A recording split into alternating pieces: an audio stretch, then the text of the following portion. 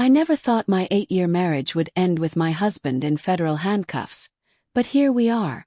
My name is Jessica Martinez, I'm 29 years old, and until 3 months ago, I thought I knew everything about the man I shared a bed with every night.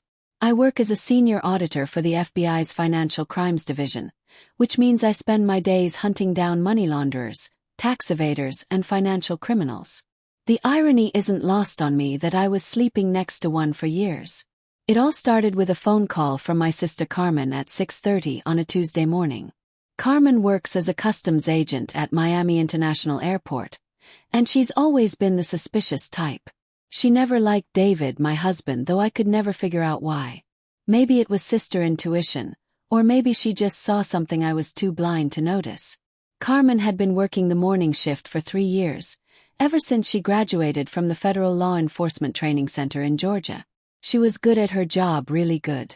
In her first year alone, she'd identified 17 drug smuggling attempts and caught 2 human trafficking operations. Her supervisors called her a natural, said she had an eye for spotting things that didn't belong. That Tuesday morning, she was monitoring the private aviation terminal when she saw something that made her blood run cold. "Jessica, you need to sit down." Carmen's voice was shaking, which immediately put me on edge. Carmen doesn't shake. She's the type who once stared down a drug smuggler trying to bribe her with $50,000 in cash and didn't even blink. "What's wrong? Is Mom okay?" I was already reaching for my car keys, thinking the worst. "Mom's fine. This is about David. Jessica, I saw him yesterday at the airport and something's not right." I felt my stomach drop. David was supposed to be in Chicago for a consulting conference. He'd left Sunday night and wasn't due back until Wednesday. We'd talked about this trip for weeks. He was presenting a paper on emerging markets to a group of insurance executives, something he'd been preparing for months. "What do you mean you saw him? He's in Chicago." "No, Jess, he's not. I watched him board a private Gulfstream G650 to Zurich yesterday afternoon. And Jessica, he wasn't alone. He had 3 briefcases with him, the kind that require 2 hands to carry, and he was with Marco Restrepo and Vincent Chen." Those names hit me like a physical blow. Marco Restrepo and Vincent Chen were on our department's watch list. Restrepo was suspected of running cocaine through Miami's port, using his legitimate import business as cover. Chen was under investigation for cryptocurrency laundering, moving dirty money through digital currencies for various criminal organizations. I'd seen their files just last week during a task force briefing. Restrepo was particularly dangerous. Our intelligence suggested he was connected to the Sinaloa cartel and had been responsible for moving over $200 million in drug proceeds over the past 5 years. Chen was more subtle but equally criminal, using sophisticated blockchain technology to hide the origins of illegal funds. "Carmen, are you absolutely sure it was David?" My voice came out as a whisper. 100%. I've seen him at enough family dinners to recognize that cocky walk of his. And Jessica, when he saw me, he looked like he'd seen a ghost. He grabbed those briefcases tighter and practically ran onto the plane. Carmen went on to describe the scene in detail. David had arrived at the private terminal in a black Mercedes I didn't recognize, wearing a suit that looked more expensive than anything in his closet. The briefcases were aluminum, professional grade, with combination locks and reinforced corners. When the customs officer asked about the contents, David had presented documents claiming they contained consulting materials and client presentations. But Carmen had been watching from the observation deck, and what she saw didn't match the paperwork. The briefcases were too heavy for documents, requiring David and his companions to use both hands for each case.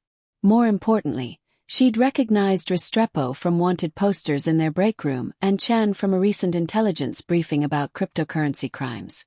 I hung up and stared at my phone for 10 minutes. My husband was supposed to be giving a presentation on investment strategies to insurance executives in Chicago.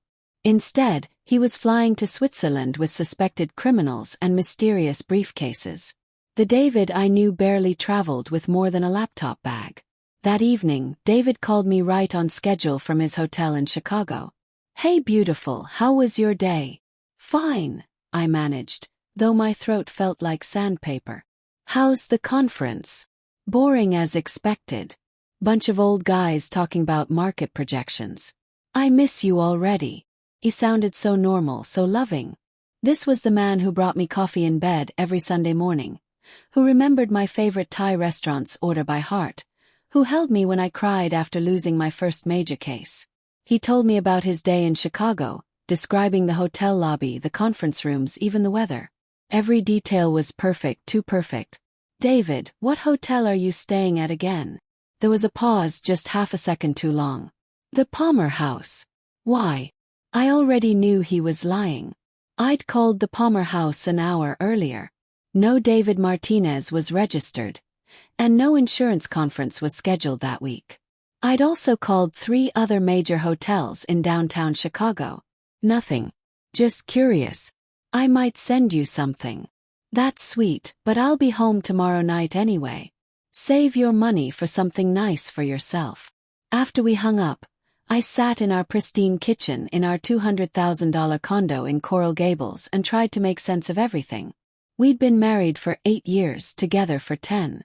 We met when I was a junior analyst fresh out of college, and he was a charming investment advisor with a smile that could sell ice to Eskimos. He proposed on the beach in Key Largo, and I thought I was the luckiest woman alive. Our condo was beautiful, a 2-bedroom unit on the 15th floor with views of Biscayne Bay. We'd bought it 3 years ago for $400,000, putting down $80,000 between us. David had handled most of the paperwork, claiming he knew more about real estate investments. I'd been happy to let him take the lead. We kept our finances completely separate, which had always seemed smart given my job. I couldn't have any conflicts of interest, and David respected that. He made good money, around $150,000 a year according to what he'd told me, enough to afford his share of our lifestyle. I made slightly more, about $170,000 plus federal benefits. We split everything 50-50 from the mortgage to groceries. But now I was wondering what I didn't know about David's finances. What I didn't know about David, period. The next morning I did something I'd never done before. I used my FBI resources to run a background check on my own husband. What I found made my blood run cold. David had bank accounts I didn't know about. Multiple accounts, in fact. A checking account at Wells Fargo with a current balance of $320,000. A savings account at Bank of America with $800,000. An investment account with Merrill Lynch showing a portfolio worth over $2 million. My husband, who I thought made $150,000 a year, had liquid assets of over $3 million. Money I knew nothing about. Money that had appeared in his accounts over the past 5 years in deposits ranging from $50,000 to $200,000 at a time. I printed everything and spread it across my dining room table. Bank statements, transaction histories, investment records.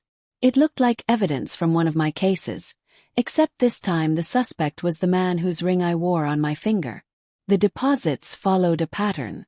Large cash deposits every 3 to 4 months, always just under the federal reporting requirement of $10,000. The timing coincided with David's business trips he'd been taking more frequently over the past 2 years. Switzerland, the Cayman Islands, Singapore, Panama. All countries known for banking secrecy and offshore accounts. But there were other patterns too. The deposits often came in pairs, separated by just a few days. First a large cash deposit, then a wire transfer from an offshore account to legitimize the funds. It was classic money laundering, the kind of scheme I'd seen in dozens of cases. The investment portfolio was particularly sophisticated. David had put money into legitimate businesses, real estate developments, and even government bonds. But the timing and amounts suggested he was using these investments to clean dirty money, moving funds through various financial instruments to obscure their origins. My phone rang, startling me out of my investigation. It was David. "Hey babe, great news. The conference ended early, so I'm catching a flight home tonight instead of Wednesday." Another lie. I pulled up the flight tracker on my laptop. The only direct flights from Chicago to Miami that evening were already departed or sold out. but there was a Gulf Stream scheduled to arrive from Zurich at 11:45 p.m. "That's wonderful," I said, my voice steady despite my racing heart. "I'll pick you up at the airport." "No need, I'll just grab an Uber." "You have that early meeting tomorrow, remember?" I didn't have an early meeting tomorrow. David was making sure I wouldn't be at the airport when his private jet landed. That night, I lay in bed pretending to sleep while David showered and slipped under the covers beside me. He smelled different, not just the airplane smell but something else. Expensive cologne that wasn't his usual brand. And underneath that, fear sweat. "How was Chicago?" I whispered in the dark. "Productive," he said, pulling me closer. "Very productive." His hands were softer than usual, like he'd been wearing gloves for extended periods. When I traced my fingers along his palm, I felt small calluses that hadn't been there before. The kind of calluses you get from carrying heavy cases. The next few days felt like living with a stranger wearing David's face. He was jumpier, checking his phone constantly, taking calls in the other room. When I asked about work, his answers were vague and rehearsed. The David I married was a talker who could spend an hour describing a particularly interesting client meeting. This David barely managed 3-word responses. I started documenting everything. Times he left the house, phone calls, changes in behavior. I felt like I was building a case file on my own husband, which I guess I was. The realization that my marriage had become a professional investigation was heartbreaking and terrifying in equal measure. David's routine had changed dramatically over the past 6 months, I realized. He used to work regular hours, 9 to 5 at his office in downtown Miami. Now he frequently had early morning meetings, late evening appointments, and weekend conferences. When I asked for details, he'd give me vague answers about demanding clients and expanding his business. His phone habits had changed too. David used to leave his phone on the kitchen counter when he showered or went to bed. Now it went everywhere with him, even to the bathroom. When it rang, he'd glance at the screen and either answer immediately or let it go to voicemail with a tense expression. The calls themselves were different. David used to take business calls in the living room, often putting clients on speaker so I could hear his professional expertise in action. Now every call was private, conducted behind closed doors with his voice lowered to barely a whisper. A week after Carmen's phone call, I decided to search David's office at home. I'd never snooped before. We'd always respected each other's privacy. But privacy is a luxury you lose when your sister spots you with suspected drug dealers. His office was in our second bedroom, a modest space with a desk, filing cabinet, and bookshelf. David kept it meticulously organized, with client files arranged alphabetically and financial documents sorted by date. Everything appeared normal on the surface. Hidden behind his filing cabinet, I found a folder that made my hands shake. Bank statements from accounts in the Cayman Islands and Switzerland. Property deeds for luxury condos in Panama City and Singapore. Investment portfolios I'd never heard of, worth millions of dollars. The property deeds were particularly shocking. David owned a $2 million penthouse in Panama City, purchased 18 months ago with cash. He had a luxury condo in Singapore worth $1.5 million, bought through a shell company. There was even a vacation home in the Swiss Alps, a 4-bedroom chalet worth $3 million. But the worst part wasn't the money. It was the forged documents with my signature on them. Financial statements claiming I was a co-owner of properties I'd never seen. Investment agreements bearing my name and my supposed authorization. David had been using my FBI credentials and my spotless financial record to legitimize his operations. My own husband had made me an unwitting accomplice in money laundering. The forged signatures were good, really good. David had practiced my handwriting extensively, capturing the unique loops and angles of my natural writing style. He'd even managed to replicate the slight tremor I had when signing important documents, a nervous habit I developed during my FBI training. Some of the documents dated back 3 years, which meant David had been planning this deception for almost half our marriage. He'd been studying my signature, my financial habits, Even my professional schedule to know when I'd be too busy to notice irregularities. I photographed everything with my phone, my hands shaking so badly I had to retake several shots. The evidence was overwhelming.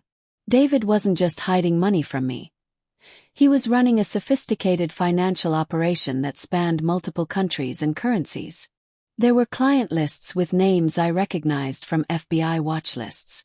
Money transfer schedules that coincided with major drug seizures in the news. Even detailed plans for moving large amounts of cash through various shell companies and offshore accounts. The next morning I called in sick and drove to Carmen's apartment. I needed someone I trusted, someone who'd seen this coming when I was too blind to notice. Carmen lived in a modest one-bedroom apartment in Kendall, about 20 minutes from my condo. She'd always been practical with money, saving most of her customs agent salary and living well below her means. Her apartment was small but comfortable, decorated with photos from our family vacations and her various law enforcement achievements.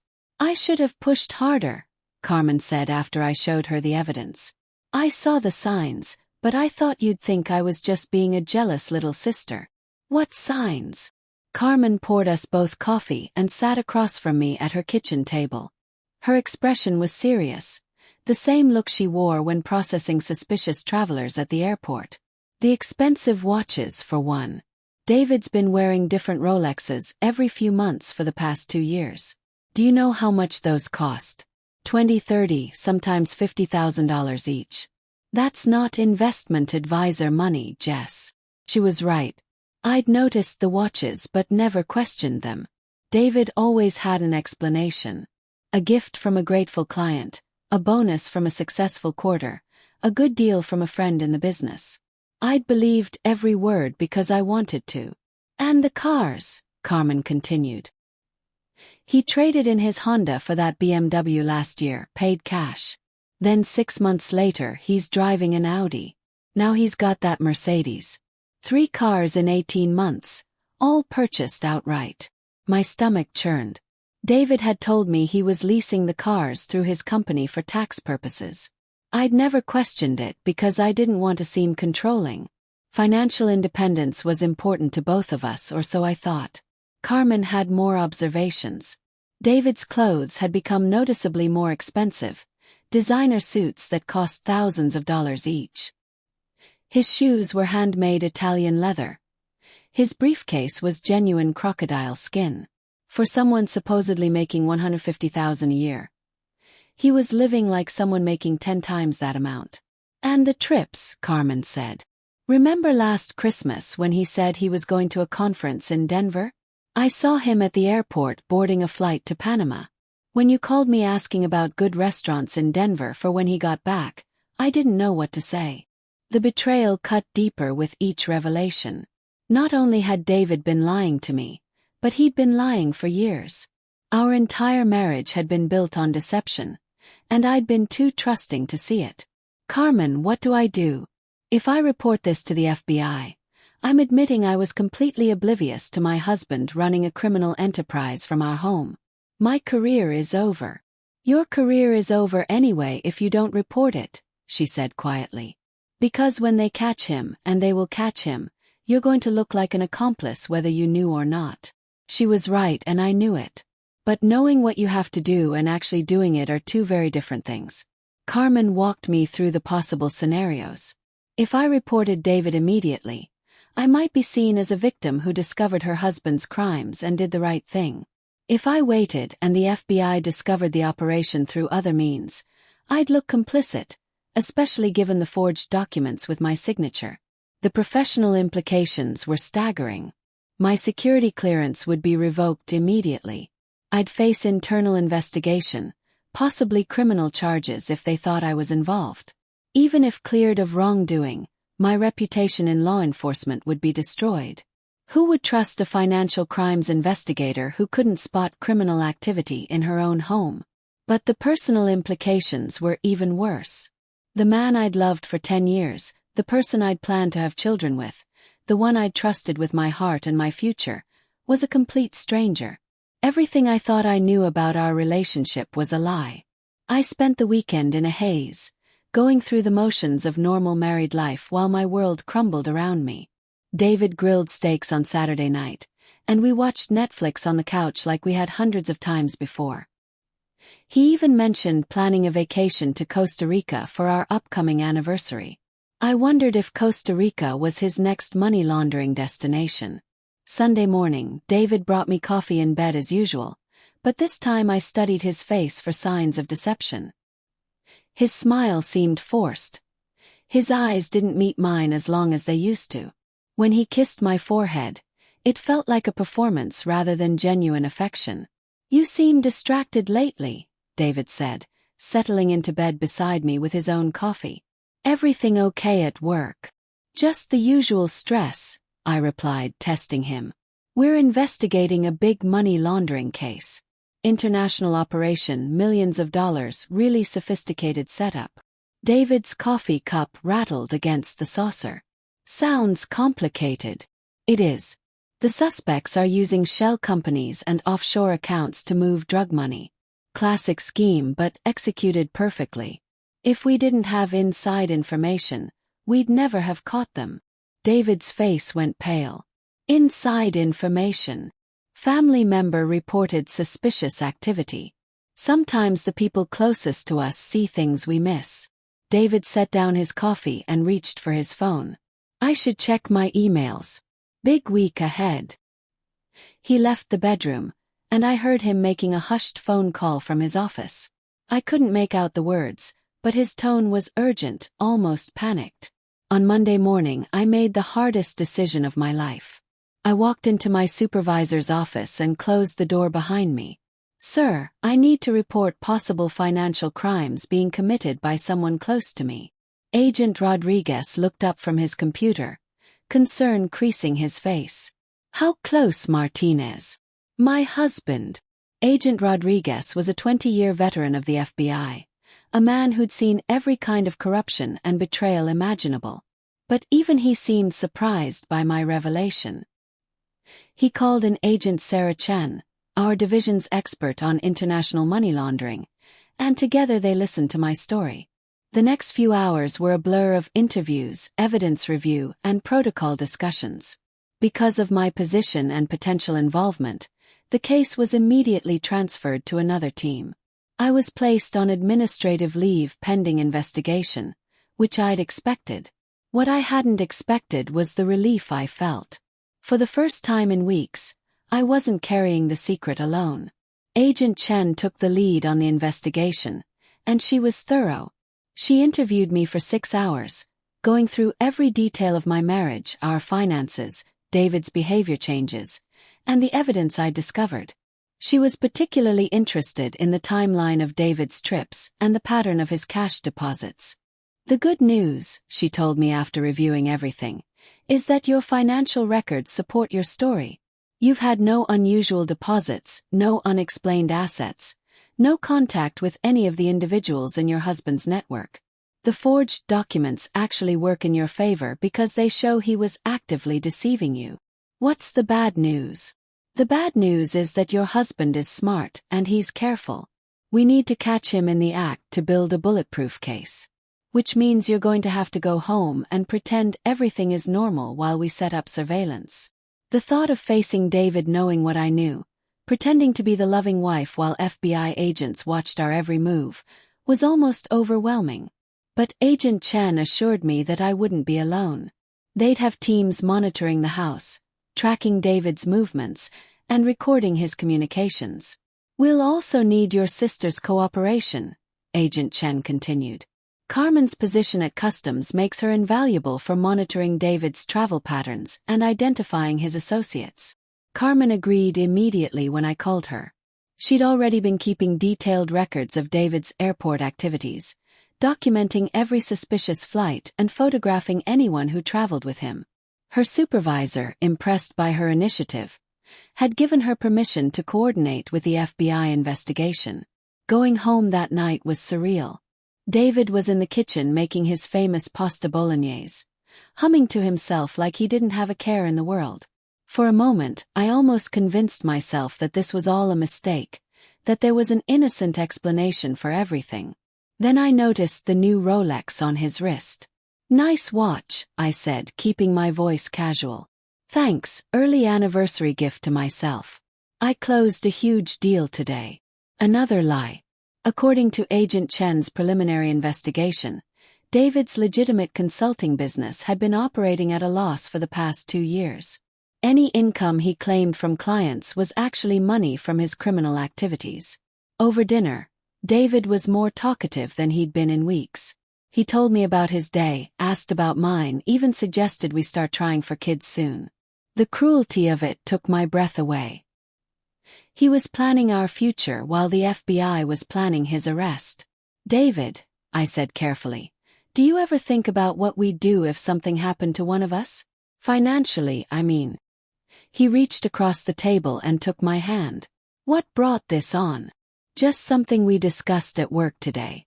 Asset protection, estate planning, that sort of thing." David's grip tightened almost imperceptibly. "Well, you know I keep things simple.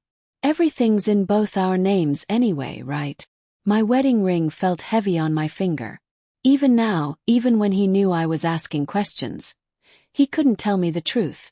The surveillance began the next day. FBI agents posed as maintenance workers, joggers, and delivery drivers throughout our neighborhood.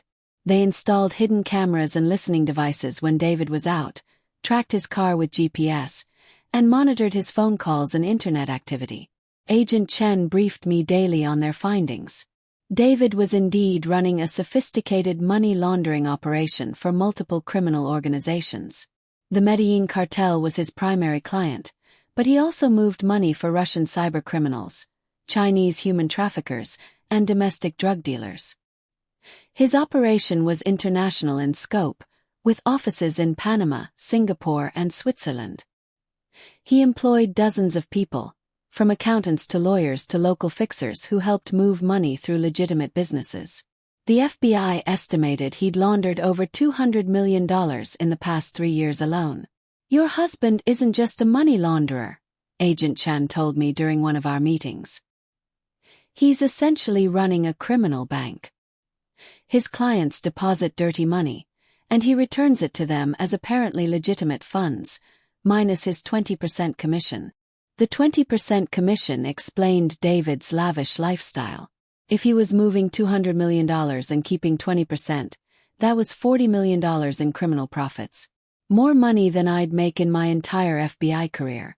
But David's operation was starting to unravel. The FBI had been investigating several of his clients independently, and patterns were emerging.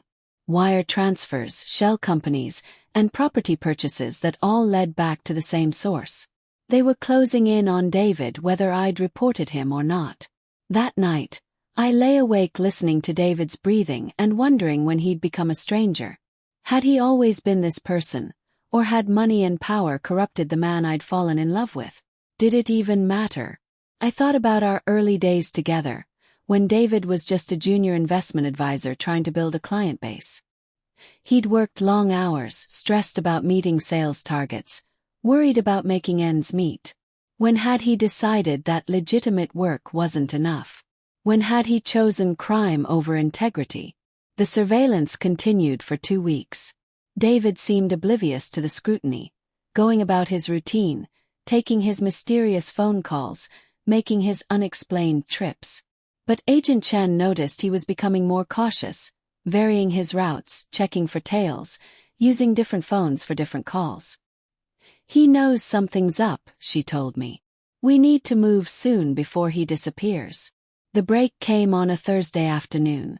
Carmen called Agent Chen directly from the airport, her voice tight with excitement. "You need to get down here now. David just arrived with Marco Restrepo and Vincent Chen, plus 2 men I don't recognize. They've got 6 briefcases this time, and they're boarding a jet to Panama in 30 minutes. Agent Chen immediately mobilized her team. This was the moment they'd been waiting for. If David was transporting money or drugs internationally, they could arrest him for multiple federal crimes. The evidence would be undeniable, the case airtight. "Jessica," Agent Chen called me at work, "we're moving now. Teams are heading to the airport to intercept your husband." I need you to stay exactly where you are and wait for my call. But I couldn't stay where I was. I needed to see this for myself. I needed to watch the man I'd trusted with my heart get arrested for the criminal he'd always been. I arrived at Miami International just as Agent Chen's team was moving into position. From my vantage point in the terminal, I could see David and his associates near the private aviation gate. The 6 briefcases were arranged between them, and everyone looked nervous. Carmen found me in the crowd and pointed out the players. Restrepo was the tall man in the expensive suit, constantly checking his watch and scanning the area for threats. Chen was smaller, more relaxed, but his eyes never stopped moving. The 2 unknown men were clearly muscle, positioned to protect the group if necessary. David looked different than I'd ever seen him. Gone was the charming investment advisor I'd married. This David was cold, calculating, constantly alert. When he spoke to the others, his voice carried authority, the tone of someone accustomed to giving orders and having them followed. FBI. Nobody move. Agent Chen's team moved with precision, surrounding David's group before they could react. The briefcases were secured immediately, and all 5 men were forced to the ground and handcuffed. David struggled briefly, then went limp as the reality of his situation hit him. From my position behind a support pillar, I watched FBI agents carry 6 briefcases toward their evidence van. David looked confused and scared, nothing like the confident man who'd been lying to me for months. Our eyes met across the terminal, and for a second, I saw recognition flash across his face. Not surprise but resignation. He knew. Maybe he'd always known this day would come. Agent Chen found me 20 minutes later. It's over, Jessica. We found $2.8 million in cash, plus documents detailing a money laundering operation spanning 7 countries. Your husband has been moving money for the Medellin Cartel for at least 3 years. The Medellin Cartel. My husband, the man who complained about people who didn't tip restaurant servers, had been laundering money for one of the most dangerous criminal organizations in the world. There's something else, Agent Chen continued. We found detailed plans for a new operation. David was planning to move to Costa Rica permanently and establish a new money laundering hub there. The vacation he mentioned to you, that was going to be a scouting trip. Felt numb. While I was agonizing over whether to report my suspicions, David was planning to abandon me and start a new life as a full-time criminal in Central America. The evidence recovered from the briefcases was staggering. Financial records showing transactions worth hundreds of millions of dollars. Client lists including some of the most wanted criminals in the hemisphere. Detailed operational plans for expanding the laundering network into new territories. But most shocking were the personal documents. David had already obtained a Costa Rican passport under a false identity. He'd purchased a luxury compound outside San Jose and hired local security. He'd even opened bank accounts and established shell companies in preparation for his new life. He'd planned to disappear without a word, leaving me to face the FBI investigation alone. The next few days passed in a haze of legal proceedings and media attention. David's arrest made the local news because of my FBI connection, which meant everyone I worked with knew my personal business. Some colleagues were sympathetic. Others seemed to blame me for not seeing the signs sooner.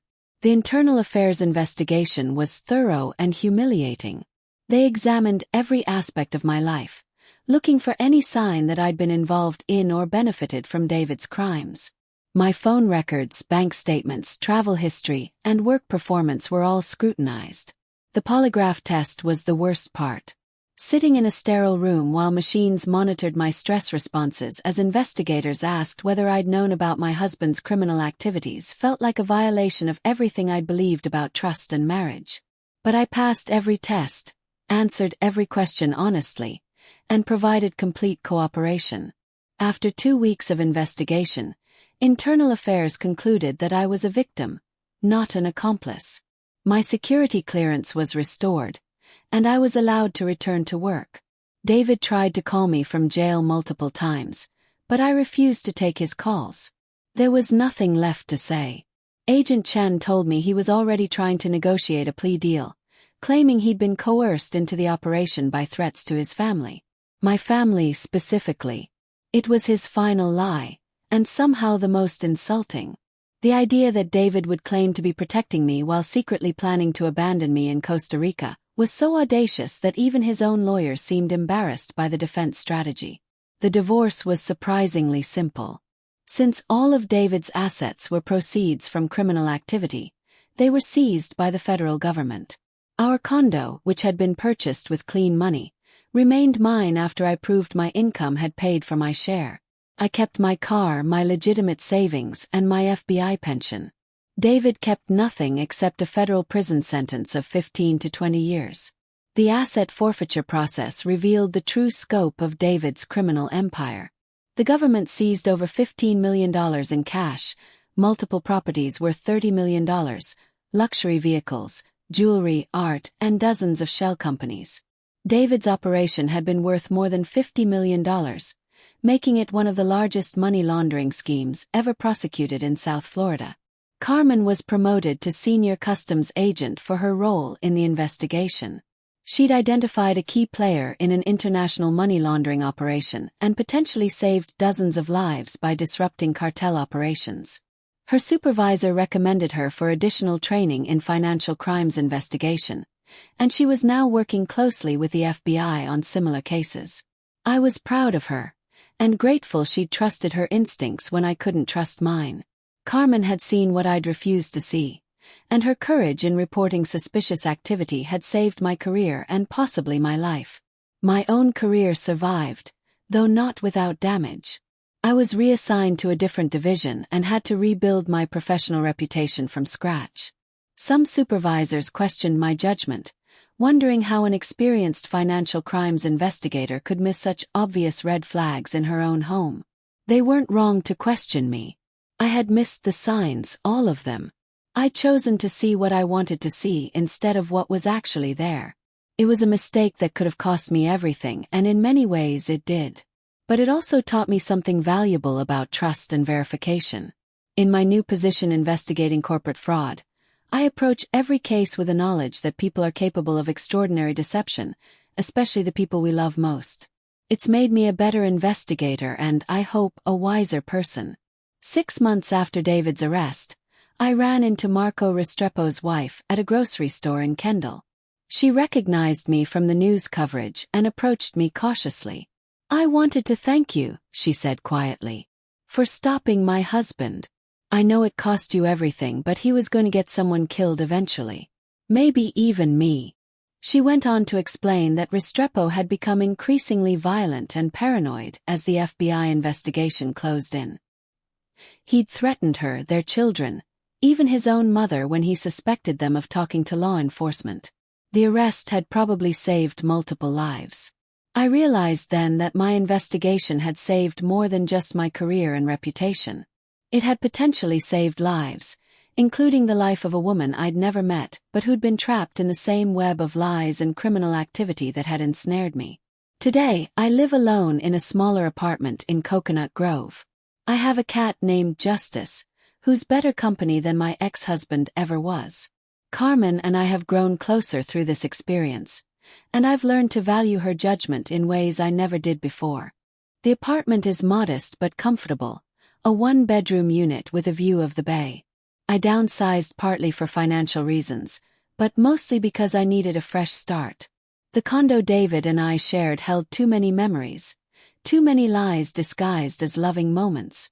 I decorated the new place myself, choosing furniture and artwork that reflected my personality rather than our compromise aesthetic. For the first time in years, I was living in a space that was entirely mine, free from the influence of someone who'd been manipulating me for so long. I still work for the FBI, though in a different capacity. My experience with David made me uniquely qualified to investigate cases involving financial deception within families and close relationships. It's painful work sometimes, but necessary. I help people who've been where I was, living with criminals they loved without knowing it. My new specialty is financial abuse and intimate partner fraud, cases where spouses or family members use trust and emotional manipulation to commit crimes.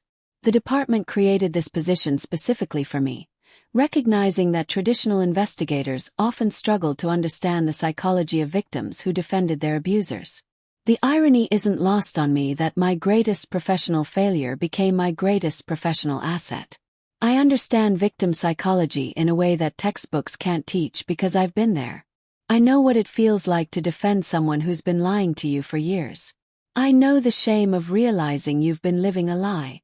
I've worked dozens of cases now, helping spouses who discovered their partners were embezzling from employers, children who learned their parents were running Ponzi schemes, elderly victims whose adult children were stealing their life savings. Each case reminds me of my own experience, but also shows me how common this type of betrayal really is. One case particularly stood out.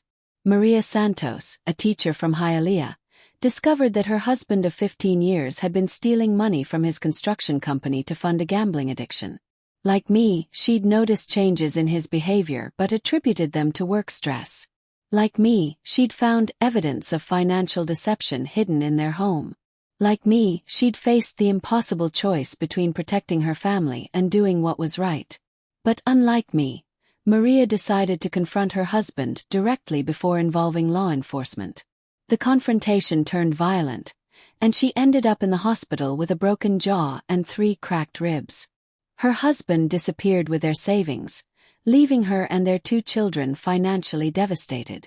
Maria's case taught me that my approach, as painful as it had been, was probably the safest option. Criminals who feel cornered can become dangerous, especially when family members threaten to expose them. By involving the FBI before confronting David, I'd avoided the physical violence that might have resulted from a direct confrontation. But I also know the strength it takes to do the right thing even when it costs you everything. I know the relief of finally telling the truth after months of carrying secrets. And I know that sometimes the people who hurt us most are the ones who teach us the most about ourselves. The psychological impact of David's betrayal took months to process. I started seeing a therapist who specialized in trauma and betrayal, Dr. Elena Rodriguez, who helped me understand that I wasn't naive or stupid for missing the signs. David was a sophisticated criminal who'd spent years perfecting his deception. Pathological liars are experts at manipulation, Dr. Rodriguez explained during one of our sessions.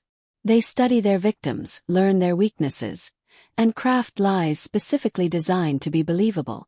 You weren't living with the David you thought you knew. You were living with a carefully constructed fiction. The therapy helped me understand that David's criminal behavior wasn't a reflection of my worth or intelligence. He'd targeted me specifically because of my FBI position, using my credibility to legitimize his operations. In a twisted way, my professional success had made me more valuable to him, not less. Dr. Rodriguez also helped me work through the guilt I felt about the forged signatures. Even though I'd had no knowledge of the documents, seeing my name on criminal paperwork felt like a violation of everything I'd worked for in my career. Identity theft within relationships is particularly devastating, she explained, because it combines financial crime with emotional betrayal. He didn't just steal money. He stole your identity, your reputation, and your sense of reality. The healing process was slow and often frustrating.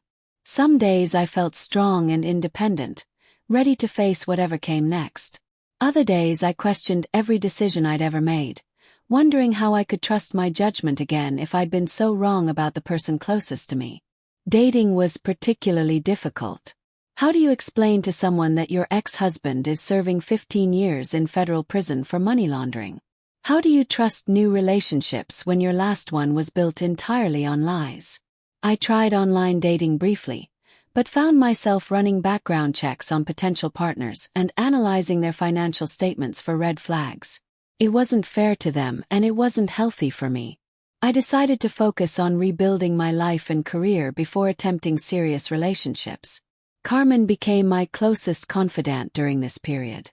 She'd always been protective of me, but now she was fiercely loyal in a way that only shared trauma can create. She vetted my friends, checked in on me daily, and wasn't shy about expressing her opinions when she thought someone might be taking advantage of me. "I don't trust anyone who shows up in your life right now," she said bluntly when I mentioned a coworker who'd been asking me out. Vulnerable people attract predators. And you're still vulnerable whether you admit it or not. She was right, though I didn't like hearing it. The betrayal had left me emotionally raw, desperate for validation and connection. It would have been easy for someone to exploit that vulnerability, especially someone who knew about my situation from the news coverage. Carmen's protective instincts extended to my professional life as well. She made sure my supervisors knew about the threats I'd received from associates of David's criminal network, and she coordinated with building security to ensure my safety at work. The threats were real and ongoing. Marco Restrepo's brother had sent messages through intermediaries, suggesting that cooperating with the FBI had been a mistake. Vincent Chen's associates had made vague references to evening the score for his arrest. Even from prison, David's former criminal network posed a potential danger. The FBI took these threats seriously, providing security briefings and updating my emergency contacts. They installed additional security systems in my apartment and gave me a direct line to protective services if I felt threatened. Living under the shadow of potential retaliation was exhausting. Every unexpected knock at the door, every stranger who seemed to be watching me, every unusual noise in the parking garage sent my heart racing. I started carrying pepper spray and took self-defense classes, practical precautions that also helped me feel more in control. But the psychological toll was significant. I found myself constantly looking over my shoulder, analyzing the motivations of everyone around me, unable to relax even in supposedly safe spaces. The hypervigilance that made me good at my job was making my personal life miserable. 6 months after David's sentencing, I received an unexpected phone call from Assistant U.S. Attorney Jennifer Walsh, the prosecutor who'd handled David's case. "Jessica, I wanted you to know that your ex-husband has been providing information about other money laundering operations in exchange for a reduced sentence. His cooperation has led to 17 additional arrests and the seizure of over $100 million in criminal assets." The news was bittersweet. On one hand, David's cooperation was helping dismantle other criminal networks and potentially saving lives. On the other hand, it felt like his final manipulation, using information he'd gained through criminal activity to benefit himself once again. What does this mean for his sentence? Yes. He'll likely serve 12 years instead of 15, with the possibility of supervised release after 10 if he continues cooperating. The reduction in David's sentence bothered me more than I'd expected. While I understood the value of his cooperation to law enforcement, it felt like he was being rewarded for his crimes rather than punished for them. But Attorney Walsh had more news. "There's something else you should know. David's information led us to discover that you were being targeted for recruitment by other criminal organizations. They saw your FBI position and David's influence over you as valuable assets." The revelation was chilling. Not only had David been using me to legitimize his operations, but other criminals had been planning to exploit our relationship for their own purposes. I'd been a target without knowing it, potentially in danger from multiple criminal networks. "We've arrested the individuals involved in planning your recruitment," Walsh continued. "But I wanted you to be aware that your profile in the criminal community is higher than we initially realized." This meant additional security precautions, ongoing monitoring of potential threats, and the sobering reality that my connection to David's case would follow me for years to come. David never did explain why he chose to become a criminal. In the few communications we had through attorneys during the divorce proceedings, he maintained that he'd been trying to provide a better life for us, that the money was supposed to be temporary until he could establish legitimate investments. But the evidence contradicted his claims. David had been moving money for criminal organizations since before we were married, which meant our entire relationship had been built on deception from the beginning. The charming investment advisor I'd fallen in love with had never really existed. Maybe it was greed, maybe it was the thrill, maybe he just couldn't resist easy money. In the end, his motivations matter less than the choices he made and the consequences he faced. What I learned is that trust, once broken, can never be fully repaired. But it can be rebuilt with different people, stronger foundations, and better judgment. Carmen proved that family doesn't always mean blood relations.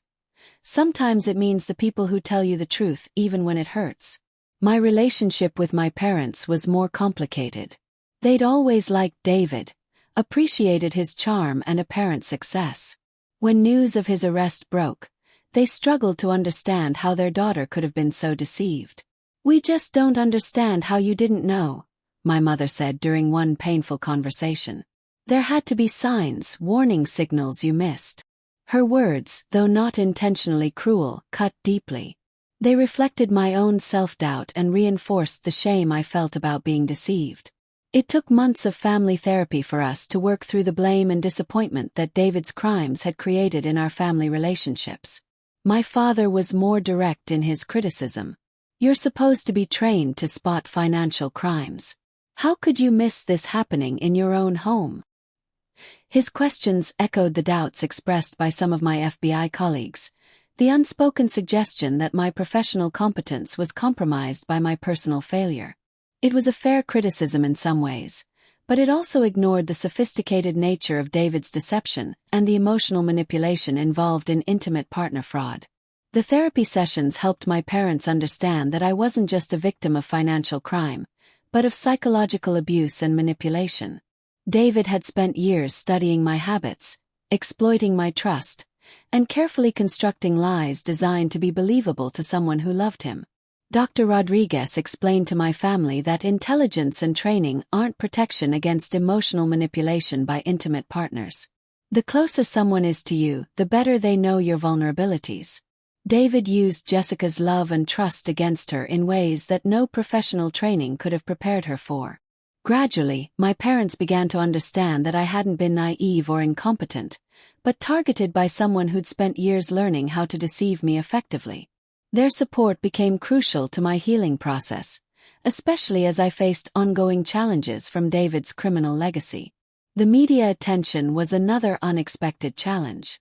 Local news outlets followed the story obsessively, particularly the angle of an FBI agent whose husband was a money launderer. Cable news programs used my case as an example of corruption in law enforcement, often implying that I must have known about David's activities. One particularly painful segment on a national news program suggested that I'd been complicit in David's crimes and had only cooperated with investigators to save my own career. The host questioned how someone trained to detect financial crimes could be so conveniently ignorant of millions of dollars being laundered from her own home. The FBI's Public Affairs Office issued statements defending my integrity and emphasizing that I'd been cleared of any wrongdoing, but the damage to my reputation was already done. Social media comments were particularly vicious, with strangers questioning my competence, my honesty, and my right to continue working in law enforcement. Carmen was furious about the media coverage and considered taking legal action against outlets that implied I'd been complicit in David's crimes. But our attorney advised against it, explaining that public figures involved in criminal cases have limited recourse against negative coverage. "The best response is time and continued professional excellence," he advised. "Eventually this story will fade, and your work will speak for itself." He was right, but the waiting was difficult. Every Google search of my name brought up articles about David's arrest and speculation about my involvement. Job interviews and professional networking events were complicated by people's assumptions about my case. The 3 briefcases that started this whole investigation contained more than just money and documents. They contained the truth about who David really was, and more importantly, who I really was. I was someone who could face the truth even when it destroyed everything I thought I knew about my life. I was someone who could survive betrayal and come out stronger on the other side. The last time I saw David was at his sentencing hearing. He looked smaller somehow, diminished by his orange jumpsuit and shackles. He tried to catch my eye, but I kept my gaze fixed on the judge. He'd used up his chances to communicate with me. The judge sentenced him to 18 years in federal prison with no possibility of parole for 12 years, slightly longer than the prosecution had requested due to the international scope of his operations and the sophistication of his money laundering network. As they led him away, David finally spoke directly to me for the first time since his arrest. "Jessica, I'm sorry. I never meant for you to get hurt." I stood up and walked out of the courtroom without responding. Some apologies come too late, and some betrayals cut too deep for forgiveness. David had made his choices, and now he'd live with the consequences. I made my choices too, and I was finally learning to live with them as well. The briefcases are evidence now, locked away in an FBI warehouse somewhere. But their contents changed everything. My marriage, my career, my understanding of myself, and my relationship with trust. Sometimes I wonder what would have happened if Carmen hadn't been working that day, if she hadn't seen David board that plane to Zurich. Would I still be married to a criminal? Would I still be unknowingly complicit in money laundering? Would David have eventually moved us both to Costa Rica to run his cartel operations full-time? I'll never know the answers to those questions, but I'm grateful I don't have to find out. Carmen's phone call that Tuesday morning saved my life in ways I'm still discovering. It gave me the chance to choose who I wanted to be when everything I thought I knew turned out to be a lie. I chose to be someone who tells the truth, even when it costs everything. I chose to be someone who trusts but verifies. I chose to be someone who values integrity over comfort, justice over convenience. Most importantly, I chose to be someone who learns from their mistakes instead of repeating them. David taught me that love without honesty is just elaborate pretense. Carmen taught me that real family tells you what you need to hear, not what you want to hear. And I taught myself that I'm stronger than I ever imagined, capable of surviving betrayals I never saw coming and building a better life from the wreckage of my illusions. 2 years after David's arrest, I received a letter from him in prison. I almost threw it away without reading it, but curiosity got the better of me. The letter was long, rambling, full of apologies and explanations that felt more like justifications. He claimed he'd started laundering money to pay off gambling debts, that the criminal network had threatened our safety if he didn't cooperate. He said he'd been planning to extract us both from the operation and disappear to Costa Rica where we could start fresh with clean money. Every word was likely a lie. Another manipulation designed to make me feel sorry for him or question my decision to cooperate with the investigation. I read it once, then burned it in my kitchen sink. Some conversations don't deserve responses. The woman who answered that phone call 3 years ago thought she knew everything about her life. The woman writing this story now knows that she knew almost nothing. But she also knows that not knowing the truth is always worse than facing it, no matter how much it hurts. Those 3 briefcases contained more than money and documents. They contained the end of one life and the beginning of another. A life built on truth instead of lies, on genuine relationships instead of manipulative ones, on self-respect instead of willful blindness. It's a better life, even if it's a lonelier one. And someday when I meet someone new, I'll know exactly what questions to ask and what red flags to watch for. I'll never again mistake charm for character or comfort for security. Today I can say with confidence that I know who I am. I'm Jessica Martinez, 29 years old, a survivor of financial fraud and emotional manipulation, an FBI agent who learned that professional expertise doesn't protect you from personal betrayal, and a woman who chose justice over convenience even when it cost her everything. I'm someone who believes in second chances but not third ones. Someone who trusts carefully but completely. Someone who knows the difference between love and manipulation, between partnership and exploitation. The briefcases are locked away now, but their lessons live with me every day. Trust carefully. Verify everything. Listen to the people who love you enough to tell you uncomfortable truths. And never underestimate the power of a customs agent with good instincts and a protective sister's heart. Carmen saved my life that Tuesday morning, not just by reporting what she saw, but by trusting her instincts when I couldn't trust mine. She proved that sometimes the people who know us best can see things we're too close to notice. The investigation is closed, the criminals are in prison, and the money has been returned to legitimate channels. But the real victory isn't in the arrests or seizures. It's in the knowledge that I chose truth over comfort, justice over convenience, and integrity over everything else. David's 3 briefcases contained the seeds of his own destruction and my eventual salvation. They held evidence of his crimes, but also proof of my innocence. They represented the end of a marriage built on lies and the beginning of a life built on truth. I don't know what the future holds, But I know I'll face it with my eyes wide open, trusting carefully, verifying everything, and surrounded by people who tell me what I need to hear rather than what I want to hear. The briefcases are in evidence storage now, but their impact will last forever. They taught me that sometimes the people we love most are capable of the deepest betrayals, but also that we're stronger than we think and more resilient than we know. Most importantly, they taught me that the truth, no matter how painful, is always better than the most comfortable lie. That's a lesson worth remembering, whether you're chasing criminals in a federal investigation or just trying to build an honest life with people who deserve your trust. The 3 briefcases changed everything, but in the end, they gave me something more valuable than money or security. They gave me the truth about who I really am, and the knowledge that I'm strong enough to handle whatever truth comes next.